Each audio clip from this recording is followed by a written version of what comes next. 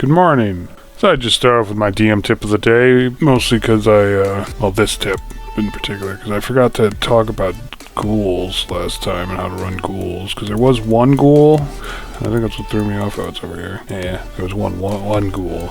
But I don't think I talked about it. If I did, and I'm just misremembering right now, then this will just be me reiterating how to run them, because they're different from zombies. Though they are similar to zombies, and they're both undead, and ghouls, like zombies, don't feel pain, as far as people know, even though ghouls can speak. Let me open up the thing. They know whatever languages, or they know common, I guess, whatever. They should know whatever languages they spoke in life, but I guess in 5e they all speak common all of a sudden.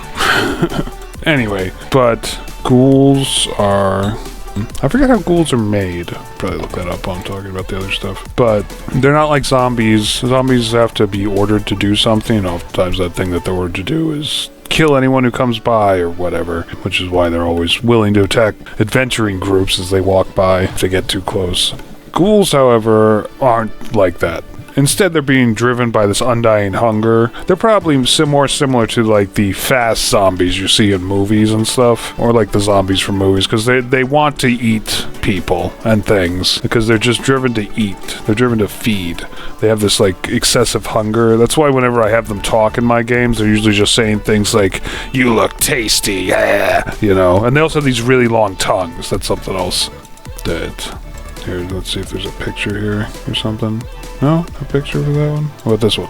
Because they have these... Yeah, that's a good one. They have these really long tongues that they can't attack with, but...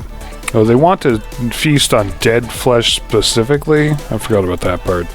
So they want to, like, kill things first and then feed on them. That's, like, part of their whole thing. They're kind of gross, I guess. I don't know. There's a lot of stuff in D&D that's gross, so, you know. You want a game that isn't that, play something else. So yeah, that's ghouls. They will attack until they die, much like most undead. I mean, not all undead. I mean, vampires are also undead, etc. But they're not too complicated or anything. Most complicated thing about them actually is he's already up, is that when they do their claw attack, there's a chance that they can paralyze people for 1 minute. They just have to make a DC 10 Constitution saving throw to not be paralyzed, so it's pretty easy to avoid, but it can be pretty detrimental sometimes when it works. Okay, get rid of the zombie there. Clear the turn. Okay, last time on this adventure, they killed everything on the ship. And then they took a long rest, which I would only allow the long rest. Well, like I said before, it's just because this is such a short campaign, it's meant for beginners and stuff. And even if they weren't beginners, I'd probably let them take as many long rests as they like, more or less. It depends. If they're, like, really advanced, you know, I try to make things harder. I mean, this, as you probably noticed, like, these fights are fairly easy, even for a 3-man party. Like, with a 3-man party, even with a 3-man party, if you're playing with a more advanced group, I'd probably up the ante of some of these fights. Not this one. This one's fine with the ghoul. Maybe 2 ghouls should show up, though. Especially if it's more than 3 people. Like an advanced group of 4 or more. Yeah, definitely increase some of these monsters in each fight. Because as long as they're playing smart, these fights are already really easy. Honestly, I don't think I've been playing particularly smart or anything. Anyway, so they descend down to here, which is where they were when that fight broke out. And there's multiple ways like your party could go here. More than likely, I mean, like, you can kind of indicate stuff. There's stuff that they can see. They'll probably, like, look down that hole before they do anything else, and shows you, like, the outline where the hole is in the deck below that. Also, a lot of these crates have, like, stuff in them. There's like a crate contents table.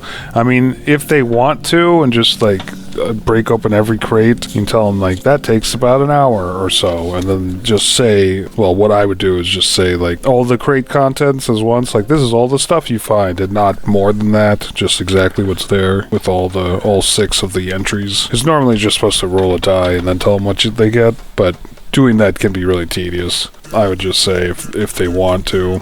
if they decide to search the crates and you tell them what it says here, that they're all nailed shut, but they could probably open with a crowbar, they'd probably want to just start if they have a crowbar, which they might in one of their adventuring packs or whatever, they might start opening things up. Just give them that option. Say it'll take an extra hour to do so, but another thing, just as a bit of advice, you should always be keeping time. I think Gary Gygax at one point said that if you're not keeping track of a calendar and time, what's the point, or something like that. It might not have been Gary Gygax, but one of the founders of D&D, I believe, said that.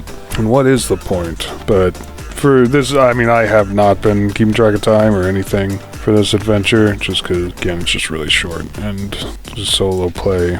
But I might start doing that next time. Maybe not. Been thinking about what adventure I'll do next for this series. And I had Lost Mine or Phandelver and Below set up, but it's quite a commitment.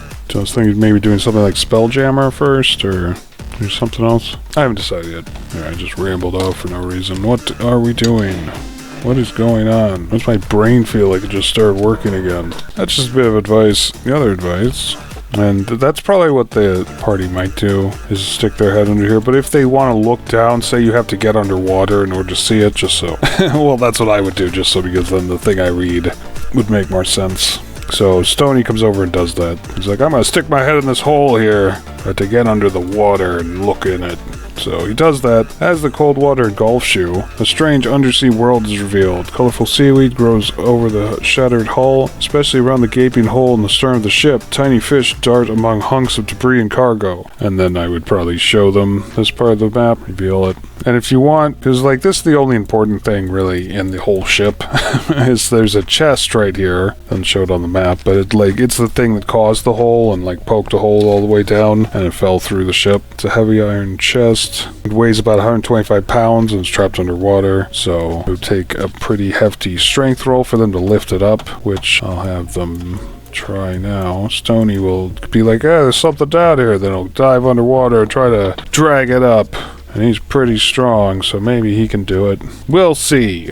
We'll see how stony is. I don't even know what I mean by that. So he will make an athletics check for that. You could also call it just for a generic strength roll. Most of the time, I prefer calling... Well, it depends on what it is, But in this case, I think I would prefer calling for the athletics check, just in case people have proficiency in it, which he does. 17! Oh, I forgot to say, I was looking for 15, because it's supposed to be pretty hard, or it's pretty heavy, but it doesn't give a thing for it. It says about 125 pounds. With 125 pounds, that to me says like maybe it'd be about 12. But because it's underwater, I boosted it to about 15. Though maybe 16 or 17 would be good. Either way, in any case, he picked it. Next time I'll call. I forgot I was going to do that. I need to call out my shots. Because honestly, I kind of see it more as like I'm controlling 3 NPCs. Except not quite. NPCs usually have more backstory than these guys do. But I pretty much just made this party to not really have a lot of depth, because I just want to run through it. But he pulls the chest out, and within moments it opens up. The chest contains a pouch holding 55 gold, 3 turquoise stones with 10 gold each, as well as a pair of boots of elven kind. I don't know what the boots of elven kind are. Let's look that up. Oh, gives you advantage on stealth and stuff. That's cool. I actually think maybe Stoney should wear those. Just because he's in heavy armor, and none of them are like particularly stealthy or anything, so boots of elven kind. And when you're in heavy armor, you have disadvantage, so this would cancel that out, and they just roll normally when they do make stealth checks, because it probably won't come up in this adventure anyway. But along with that stuff, it has a braid of hair stuck on the page like a bookmark, indicating the longest last entry. The last entry reads as follows. Okay, and this is quite a bit of reading, but I'll read it all now. But when you do this in your game, you might want to like read it out and then sum up what you just said, so they know what you're talking about. Because like all the important information is in this diary entry, but it's just really long. I think it's really easy for you to like zone out when you're reading this much. Anyway, I'll read it all now. 19 Tarsak, which is the date. Tarsak is a month on the Forgotten Realms, I think. I don't know. As you may have noticed already, I'm not particularly knowledgeable on the D&D stuff yet. I'm getting there, and it's actually helping a lot. But I used to be a GURPS GM until about 3 years ago when I switched to D&D, which is awesome, but I'm still learning a lot of stuff. Anyway, Tarsak. Our journey is ended, though I fear my own is to continue in the most horrible way imaginable. Compass Rose wrecked on a shoal south of Neverwinter. Many sailors perished with the initial impact, and Alitha was gravely injured. As I tended her wound, she clutched her talisman and breathed soft prayers. I asked her what the talisman signified. She told me love. Her husband waits for her at Dragon's Rest, having pledged his service to the dragons there. The talisman is made from locks of the hair woven together as a promise to be reunited no matter what fate might befall them. It might have been a beautiful story had it not been for Alitha's gruesome end. And the words of the prayer I heard as she breathed her last, for she was begging Orcus, the Prince of Undeath, to reunite her with her husband. I held her hands as the breath left her, and I felt a horrible chill pass through her. Next I knew she was sinking her teeth into my neck. At the same moment I heard moans begin to rise from the dead sailors all around us. What curse has she brought on us all? Already I feel a creeping chill overtaking my body. I'm securing her talisman with this book in my chest, in the hope that someone who comes after us may end this nightmare by bringing Alitha's talisman to her husband. And then the calendar... Oh, it says right here that Tarsak is the month corresponding to April in the Forgotten Realms. So, I was right. Haha. But it says here that the talisman is the braids they're marking this book. And if they use detect magic, they'll find it around 2 small finger bones. If they cast detect magic, they'll find that the talisman carries magic from the school of necromancy, which is probably obvious, honestly. But if this is their first adventure, that might be something they'd figure out and be impressed with, like, oh, of course. It all makes sense now. So my characters now are discovering this talisman in this diary entry. I think we should take this talisman back to Renara. Maybe she'll know what to do with it. Yeah, that's a good idea, Stony. Alright, now let's leave. Seems everything else here is dead. No reason to stay here at all. And nothing to worry about as we leave, so that as soon as they step onto deck, this happens. It's like the boss fight of this one. But the Harpy, whose nest is in the crow's nest, suddenly returns to attack.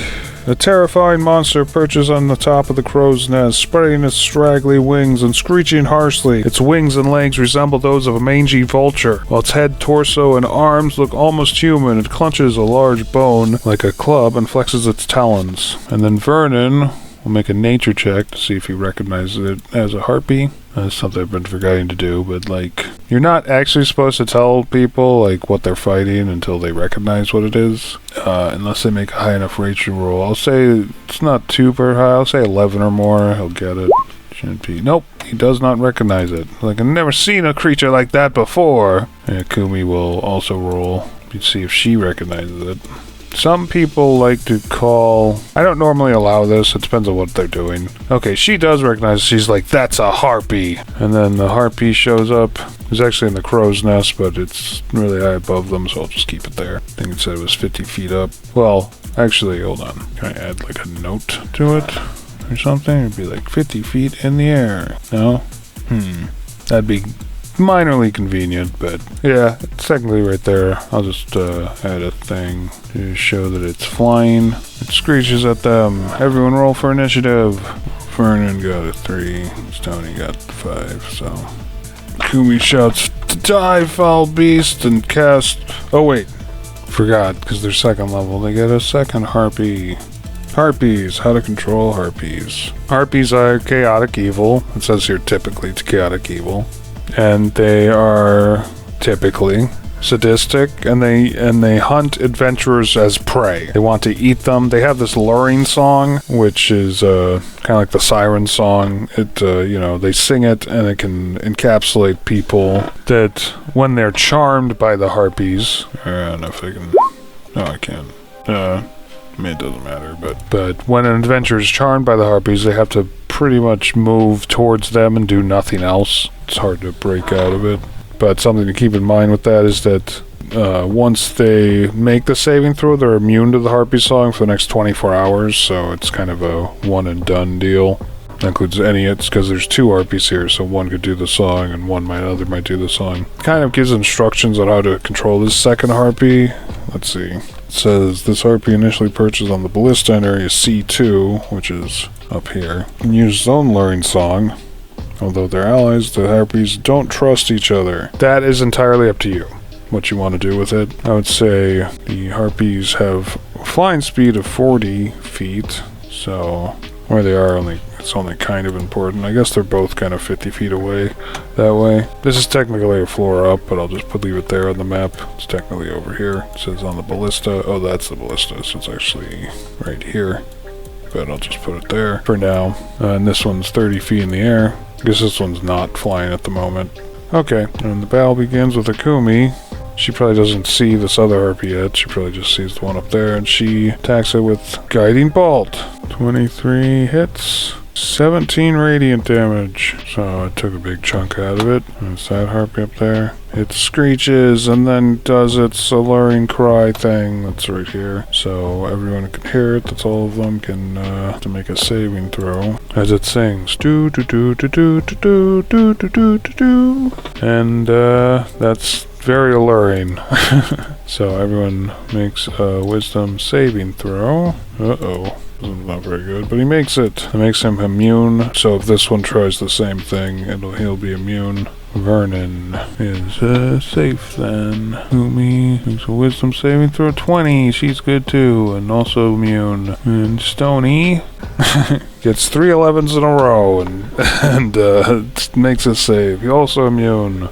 Try harder than that, Stony says. And that's that Harpy's turn. Stony's turn. Can travel and speed. Range 30. Oh, it'd be a disadvantage, but I think he's going to try to throw his javelin anyway. The one in the crow's nest. Disadvantage. Misses. It's the other Harpy's turn. How smart are Harpies? 7 intelligence. It probably doesn't realize. I can make an intelligence saving throw, but I'll say I'll need like an 18. 17, yeah. Almost. Just knew it would need a lot to realize that they are completely immune to its song now, and then it'll cast it, but they will be immune. So now it's Vernon's turn. Vernon will hex that one first, and then Eldritch Blast him. That hits. That's +3, so 12, and the hex 3 more, so 15 damage. Quite a big chunk out of that one. Kumi's turn. She will Sacred Flame on the one up there. They probably haven't even noticed this one yet. It started singing, they're just like, eh. But this one's already singing, so it just drones it out or something. It'd only be 3 damage, but let's see if that works. It's a dexterity save. It does work, so 3 more damage to that one. That's its turn. It's taking so much damage to this point. I think it would probably just try to fly away. Yeah, let's see, how far is it to the edge of the map? So yeah, it's just gonna fly 80 feet that way and just nope, the right out of there. Get the heck out of there. And they're all just like, well, I guess we're scared it off. And that's when they notice this other Harpy and starts just like, oh no! And he gets in the front.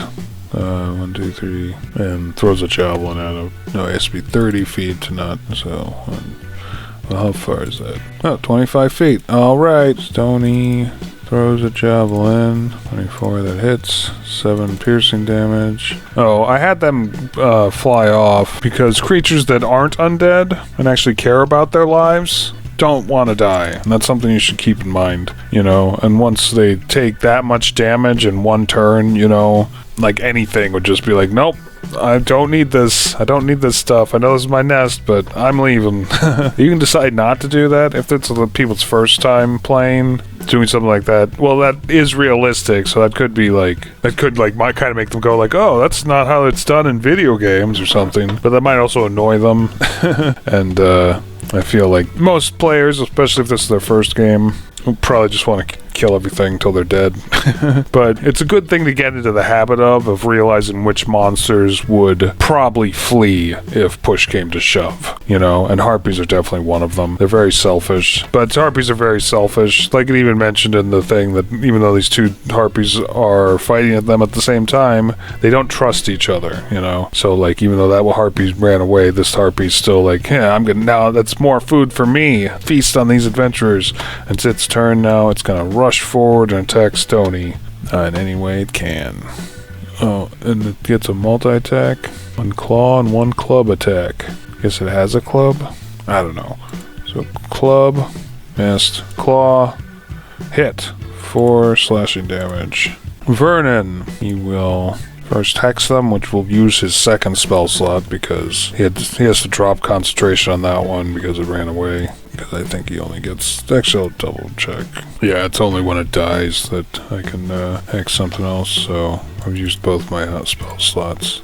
So Vernon has used both his spell slots and is now Eldritch Blasting this Harpy. Eldritch Blast, that hits. X. Eldritch Blast 1, but +4 and +3, so 8 total. Not bad. Akumi's turn. She will Guiding Bolt. Why not? That totally hits. Yeah, first level. 13 damage. Down to 10. That Harpy's long gone. Flies even further away on its turn. Stony's turn. Stony will take out his sword and slash it in the face, and it'll hit 6 damage, and it'll holy smite it as well. Or divine smite, whatever. There's an extra 2d8, 7. That will kill it. Kill it dead. And as the Harpy dies and the other one flees, adventurers all feel like they've learned a lot and level up. So we'll do that as our final thing for today. Just level them all up. So take the average HP. I just remembered he has I don't want to swap anything. I just remembered he has detect magic on at all times, so he would have seen the... Ooh, he gets a pack now. Patron gives you an amulet that tells him it can aid the wearer when the need is great. Whoever fails an ability check, they can add a d4 to the roll. Return success. This path can be used a number of times equal to proficiency bonus, and all expended uses are restored when you finish a long rest. Okay, I'll do that. You got one more spell. Ooh, it can be second level spell. I can also replace something with a second level spell. Sure, I'll take Shatter. That sounds crazy. Yeah, that's it. Probably forget about that talisman thing, but I'll try to remember. If I fail, I can roll a d4 twice per day. It's pretty good. Alright, so Stony is up next. Also, because they leveled up, I forgot about that. Just my own house rule, they get the benefits of a long rest. In case, yeah, they got a long rest. Oh right, everything is casted level 2 now for him. Man, Warlocks are crazy. Okay, but yeah, everyone gains a benefit of a long rest.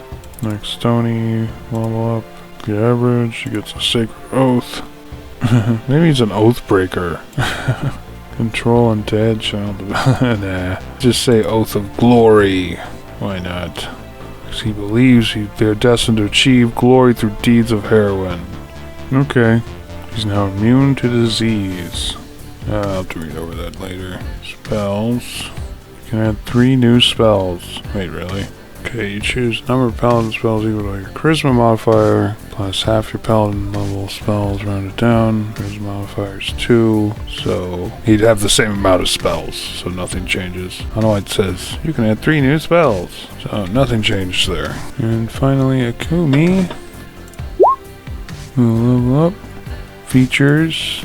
No features. I don't know why that did that. And 6 new spells. So she gets 1 more spell. She got level 2 spells. I'll just give her a Prayer of Healing. Why not? Just like as a just in case spell. Alright, that was pretty easy to level up just now. Okay, well I'll sign off for now. And good night and good gaming.